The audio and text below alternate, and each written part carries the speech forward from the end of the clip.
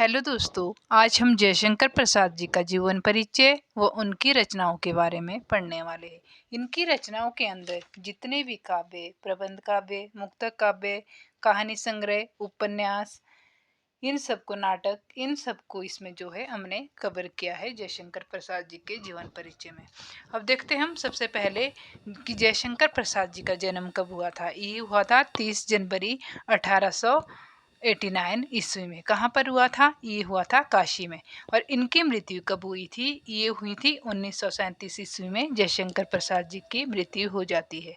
इनके पिता का नाम था देवी प्रसाद, जो कि प्रसाद का बचपन का नाम, जो जयशंकर प्रसाद के पिता थे, इनका नाम था श्री देवी प्रसाद।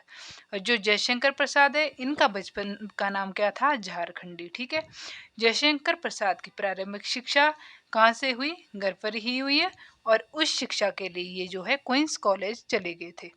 जब जयशंकर प्रसाद की उम्र कितनी होती है? 12 वर्ष। तो इनके पिता की मृत्यु हो जाती है।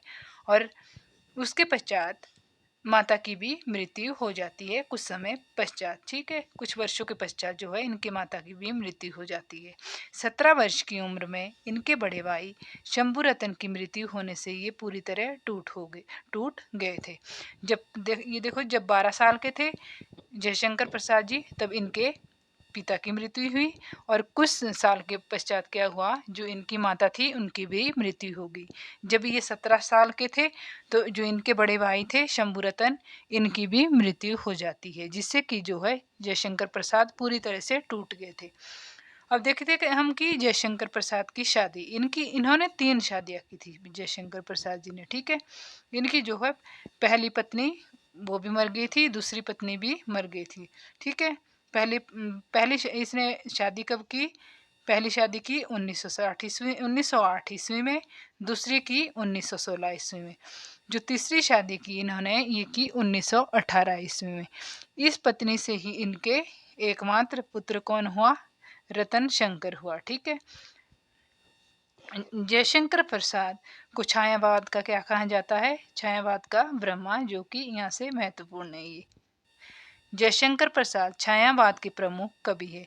इनका समय कब से माना जाता है? 1918 से 1936 ईस्वी इनका समय माना जाता है। प्रसाद की साहित्यिक यात्रा कहाँ से होती है स्टार्ट? ये होती है 1909 ईस्वी में। उनके भांजे अंबिका प्रसाद गुप्त के संपादकत्व में शुरू किए थे इन्होंने। ठीक है। इंदु जो ये मासिक पत्रिका है, इससे आरंभ हुआ था। ठीक है। प्रसाद जी की प्रथम कविता कौन सी थी? ये थी सावन पंचक, जिसका प्रकाशन 1906 ईस्वी में किया गया था। भारतेंदु पत्रिका में कलाधर उपनाम से छपी थी। ये कौन सी? सावन पंचक, जो कि क्या थी? जयशंकर प्रसाद की ये कविता थी। किसके नाम से छपी थी? भारतेंदु पत्रिका में ये छपी थी कलाधर के नाम से। अब पढ़ते हम जयशंकर प्रसाद की ट्रिक की वीडियो। ठीक है। इस पर मैंने जो जयशंकर प्रसाद है, इनके नाटकों की ट्रिक की वीडियो भी बनाई है मैंने। देखो जैसे क्या किया है, ये बनाया है मैंने। देखो ट्रिक बनाई है, सज्जन की करुणा देखकर कल्याणी ने प्रायश्चित किया। ठीक है। राज्य में विशाखा ने क्या किया? अज्ञात जन की कामना पूरी की। और स्कंद ने एक घूंट चंद को पानी देकर ध्रुव दिखाया। ठीक है। अब देखो, सज्जन की करुणा देखकर, सज्जन हो गया, ये जयशंकर प्रसाद के नाटक है, जिसका प्रकाशन वर्ष 1910 है। करुणा कल्याणी, जिसका प्रकाशन वर्ष 1912 है। कल्याणी से हो गया कल्याणी। ठीक है। इसका भी प्रकाशन वर्ष 1912 है। और प्रायश्चित जिसका प्रकाशन वर्ष 1913 है। राज्यश्री। विशाखा से क्या बना? विशाख। और अज्ञात से अज्ञात शत्रु। जन से जन्मेजय का नाम है अग।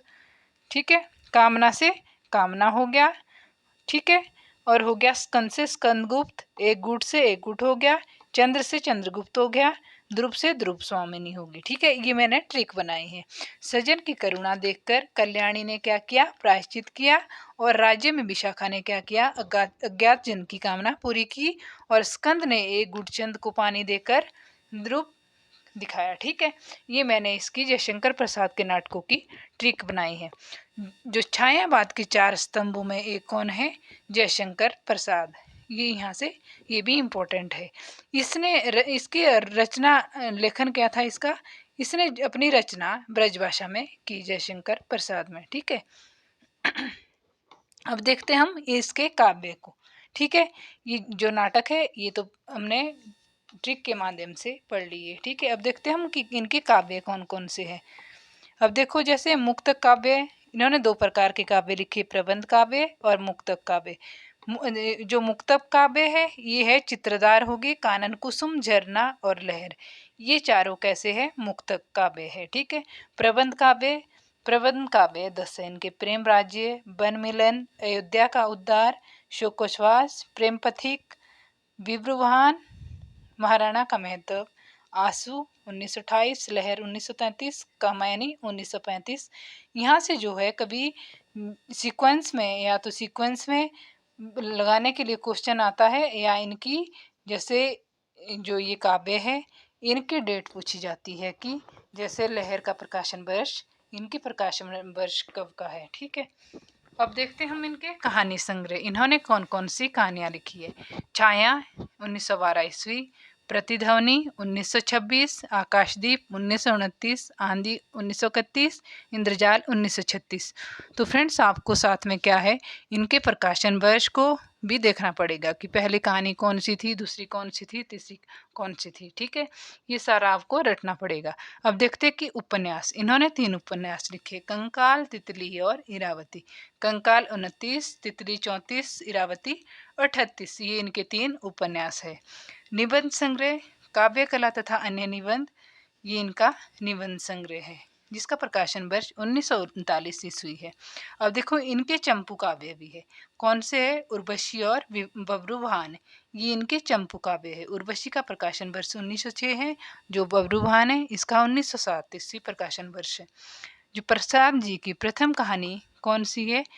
ग्राम, इसका प्रकाशन वर्ष 1910 ईस्वी इंदु पत्रिका में हुआ था। ठीक है, प्रसाद की जो बाल मनोविज्ञान पर आधारित प्रथम कहानी कौन सी थी? ये थी महुआ, जो प्रेमचंद जी को बहुत पसंद थी। कौन सी थी? महुआ कहानी। ठीक है, ये महुआ कहानी कैसी कहानी थी? ये बाल मनोविज्ञान पर आधारित प्रथम कहानी थी जयशंकर प्रसाद जी की। ठीक है, जो माखनलाल चतुर्वेदी के शब्दों में यह कहते हैं कि कविता प्रसाद का प्यार है, गद्य उनका कर्तव्य है।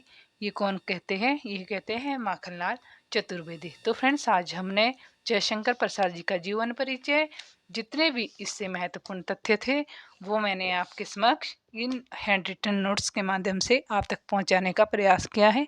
तो आज हमारी वीडियो यहीं पर समाप्त होती है। धन्यवाद।